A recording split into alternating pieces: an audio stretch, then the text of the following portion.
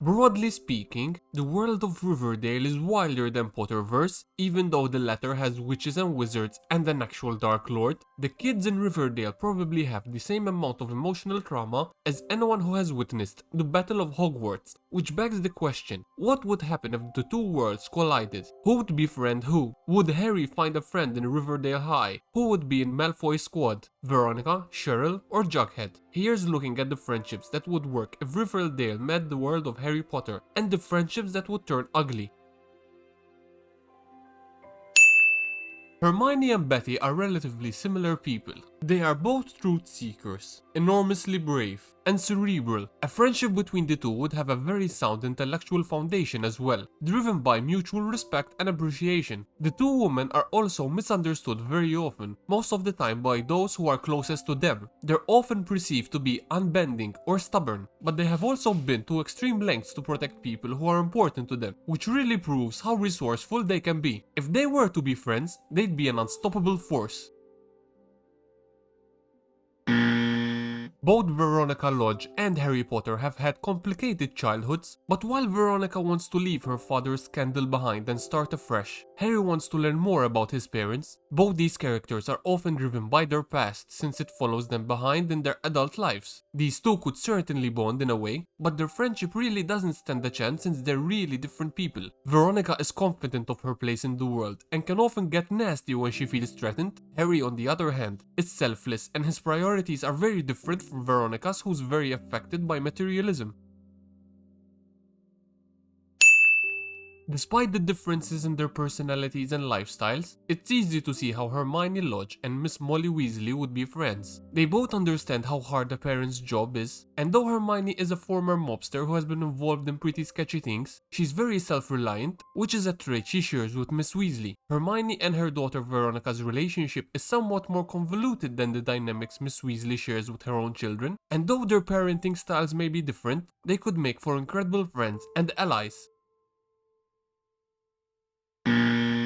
Jughead is often drawn towards powerful allies or even influential people, but not for obvious reasons. This is how he got curious about the Southside Serpents and eventually ended up being their leader. It's safe to say he is intrigued by power and enjoys it. However, his approach to power is very different from that of Draco Malfoy's, whose reasons are a lot more self-serving. One could easily see Jughead striking up a friendship with Malfoy owing to his connections or background, but their priorities are vastly different, and it wouldn't take Jughead long to see how wrong they are as friends. They both know the pitfalls of harboring crucial secrets and can be powerful allies to people around them. What people don't realize about Snape is that he was a prolific decision maker and was quick to judge the severity of a problem because he was largely driven by reason. Fred too was a very good problem solver, essentially because he was keen to get to the root of any situation and was quite selfless. These two could strike up an unlikely but strong friendship and could prove to be great confidants.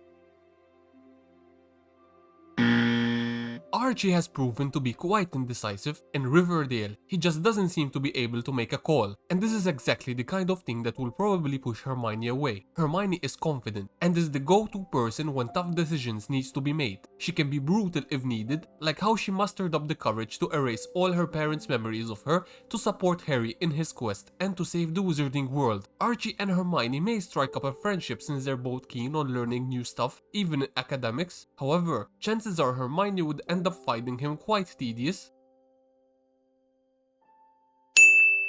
Ron and Jughead are both a curious mix of confident and reserved personalities. They are brave enough to take charge and make sacrifices, but they also know exactly when to step aside. Neither of them crave limelight, and they're both quite self-aware. Due to all of this, chances are they would be great friends. Not only do they understand how important loyalty and integrity are, but as individuals, they are amazingly resilient and not afraid to take on any challenge to help their loved ones.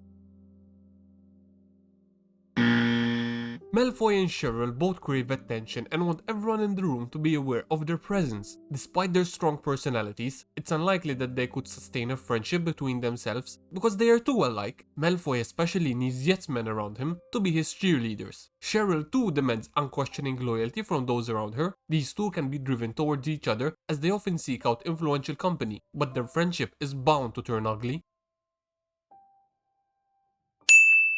Betty and Ginny share several similar perspectives, especially when it comes to love. Chances are they agree on other things too, but the one thing that they share is their ability to be selfless. They're both really brave and can exceed their own expectations in times of crisis. Additionally, they're not completely aware of their own potential, which would explain why Betty has often surprised herself with her decisions regarding her loved ones. Ginny and Betty can be great allies and cheerleaders for each other because they both need uplifting people in their lives to make them realize how powerful they are on their own, and they will obviously come to appreciate each other.